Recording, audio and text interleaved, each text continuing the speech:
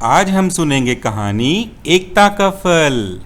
एक जंगल था, उसमें बरगद का एक बड़ा सा पेड़ रहता था। पेड़ पर एक गिलहरी, एक मैना, ये आपस में मिलकर रहते थे। उसी पेड़ की तलहटी में एक मुर्गी का घर था। गिलहरी, मैना और मुर्गी तीनों में धीरे धीरे आपस में बड़ी दोस्ती हो गई। उन्होंने सोचा कि हमको मिलजुल कर रहना चाहिए, मिलजुल कर सभी को काम करना चाहिए, क्योंकि हम सारा काम लगभग एक जैसा ही करते हैं और सबको एक ही काम अलग अलग करने के कारण से बहुत सारा समय व्यर्थ हो जाता है। तो एक दिन गिलहरी बोली, मैना दीदी, हम तीनों अलग अलग खाना बनाते हैं, अलग अलग साफ सफाई करते हैं, इसमें समय बहुत ज़्यादा लग जाता है। क्यों ना एक काम करें, हम सब मिलकर खाना एक साथ ही बना लिया करें। मैना बोली, और कपड़े भी तो अलग अलग धोते हैं, उसमें भी बहुत अधिक समय लगता है, उसको भी साथ में मिलकर कर लेना चाहिए। साथ ही साथ अब मुर्गी ने भी कहा, सभी को अपने बगीचों की अलग अलग रखवाली करनी पड़ती है, कभी कभी तो हम तीनों ही रात भर जागती हैं, उससे भी क्या लाभ है।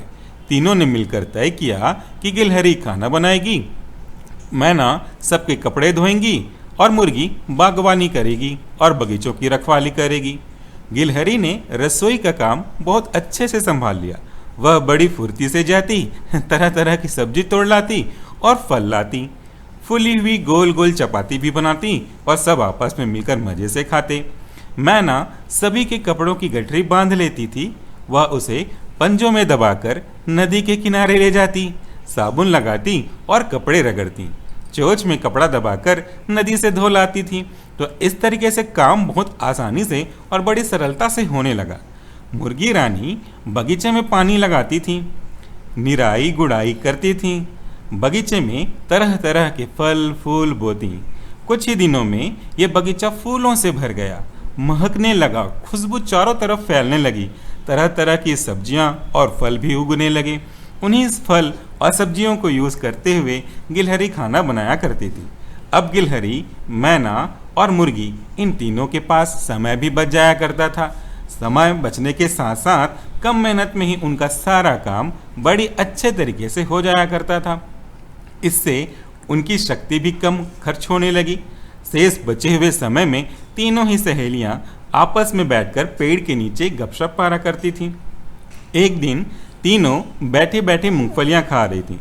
खाते खाते गिलहरी बोली, दीदी, हम बहुत समय खाली बैठे रहती हैं, इस खाली बैठने के समय में हमारा क्या लाभ, हमें कुछ न कुछ करते रहना चाहिए।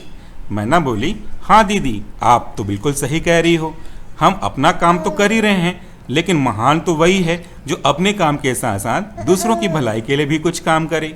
तीनों ने सोचा कि पेड़ के नीचे एक स्कूल खोला जाए।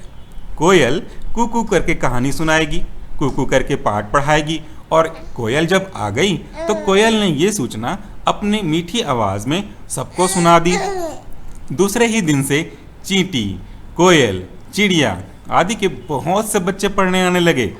मैना, गिलहरी और मुर्गी जल्दी जल्दी अपना काम कर लेती थीं। दोपहर में वे बच्चों को पढ़ाया करती। धीरे धीरे कोयल, चींटी, चिड़िया सभी के बच्चे पढ़ लिख करके होशियार हो गए। इससे उनके आज इस काम में पूरे जंगल में प्रशंसा होती है और साथ ही साथ वहाँ के बच्चे बहुत होशियार भी हो गए। तो आज की कहानी से हमें यह सीख मिलती है कि हम जब अपना काम मिलजुल करके करते हैं तो उस काम की क्वालिटी भी बहुत अच्छी बनती है, समय भी बचता है और लोगों की नज़रों में हमारा जो नाम है, हमारा जो सम्मान है, वो भी काफ़ी अच्छा बनता है।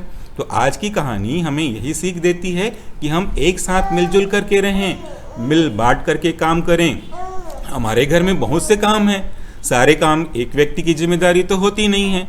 अगर हम अपनी सामर्थ्य के अनुसार से छोटे छोटे काम को बांट लें आपस में, तो हमारा काम बहुत ही अच्छा हो जाएगा। तो बच्चों, हमें यही सीख मिलती है कि हम अपना काम आपस में बांट लें।